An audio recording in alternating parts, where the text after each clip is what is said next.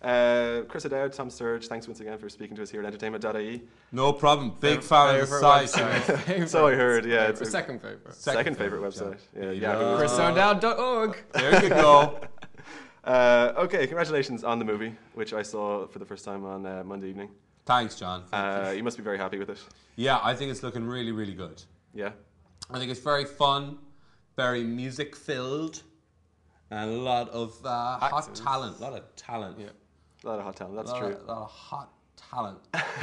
And what was it that brought you, or interested you in the movie in the first place? The script, or working with the cast, or The big working Dickie with Richard Curtis. Curtis? Monday, what? Yeah. Sorry. It's all about the cash. The big Dick Curtis, you know, Yeah. he's done a few things in his time, and they always seem to kind of go well. I was a big Blackadder fan, huge Four Weddings fan, so I was interested in working with him. And then I heard there was this new bloody kid on the block, a guy called Tom Sturridge, and I thought I'd like to work with that guy. You know, $1 million smile. And luckily it's So a happened. dream come true. So you get to Here do we interviews are. with him now and occasionally stroke him on the thigh. I get to do that, and he can't say anything about it. Yeah, on camera Can't at least. complain. Yeah. He can't call the police. And Tom, what about you? Aside from working with Chris, obviously. I mean, to be honest, it was solely working with Chris. Solely working but with- I'll invent something else. No, I mean, it's the same reasons. Like to work with Richard, to work, with people like Philip Seymour Hoffman, Nick Frost, Ken Branagh, Bill Nye. Just, to be a part of that crew. Right. Yeah. And there isn't it's an ensemble cast. There's a lot of people in there, and a lot of very talented and funny people as well. What was it like? I mean, a lot of Catherine from the IT crowd is in there as well, and what was it like adding like an Oscar winner, like Philip Seymour Hoffman, to the mix? Did that, because I believe he only joined maybe a couple of weeks after you'd started shooting. Yeah. So you might have had these little joined quite cliques or late. whatever, and then you throw an Oscar winner into the mix. Yeah, He didn't let us forget he was an Oscar winner. Oh my God. He would do this thing which I always found a little odd, where if you're doing a scene with him and you've shot his single and then it'll be your single, he'll have the Oscar and he'll just kind of wave it at you, like, because he's slightly off camera. So what he's suggesting is that whatever you're doing will never be as good as what I did to get this. And then he had made little hats and booties and things for The Oscar. You can't get it cold. They don't They don't age well, because they're those naked, things. Yeah. And he would change the clothes mid-scene, regardless of, and Richard would be like, it looks weird that you're changing clothes on an Oscar because it's not period. It's not period. Yeah. And You it can't makes make eye everybody- contact It when makes you tell everybody him know that. that you're an actor. And that this is all, you're really breaking down the fourth wall. But you know what Phil said? He said, Did he? but that was Phil. That's our Phil. No, he's an incredibly gregarious and charming man. And just the shooting of the film, you shot on a soundstage, I assume, for the interiors. And then yeah, how much time did you actually spend on a ship? We sort of did half in the studio and half on the ship, kind of 6 weeks each, 5 or 6 weeks each.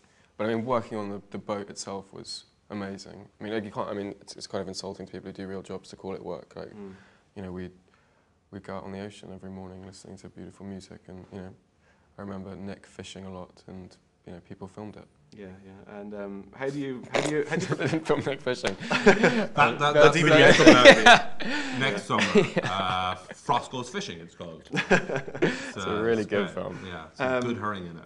Chris, how do you prepare for a film like this? It's essentially a period piece. I mean, how did you immerse yourself in the world of 1960s music, or were you in there already? I would have been a big fan of the music at the time anyway. Yeah. So I would have had a fairly good grounding on what kind of stuff that we would be playing.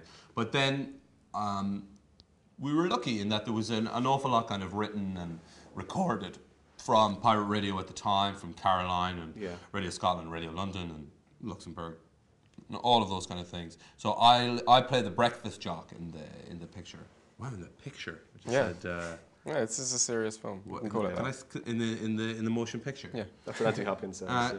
Well, me and Tony. So I found out who the breakfast jock was on those, and it was kind of Tony Blackburn, and so I listened to a lot of his stuff just to get the tone and the taste of it right, and worked on the voice. Listened to a bit of Larry Gogan, As you do. Yeah. and a bit of Tony Fenton. That kind of transatlantic drawl that people have mastered. It's quite fun to do. Of course. And Tom, what can you tell me about your character, Carl? He's not a DJ. He's sent by his mother to live with his godfather, essentially, who, by happy chance, is the kind of impresario of the boat, of the pirate radio ship. And so, you know, he's basically sent to live with his godfather to kind of become a man or to sort his life out. Right. And he kind of does. He's kind of like the eyes of the audience, you know. Yeah, the heart of the piece, maybe. Or the, Absolutely, yeah. Yeah. And as I touched on earlier, Chris, it must have been nice to have Catherine Parkinson on set. Was there any healthy rivalry or? Oh God, like you know, it's a thing that we work together a lot. Yeah, of course. And she finds that it's just it just makes her work look better. When she's around you, yeah. Yeah. So, no, it was great having Catherine around because you know when you're thrown into a whole group of people that you don't really know, it's nice to have somebody to kind of go, okay, well, this. Yeah. They're always there. I see. And we're never. There's no rivalry though. There's no line stealing. Although that would have made your character a lesbian, but. Yeah. No, that would have been weird. We couldn't really steal each other's lines, but no, I mean it was great. I really like Catherine's brilliant at what she does. So it's always nice working with people who you respect. So it must have been easier to sort of get yourself into this creative moment because there was just something there that you were so familiar with before. She's generally in the background farting while I'm. You know. Right. Yeah.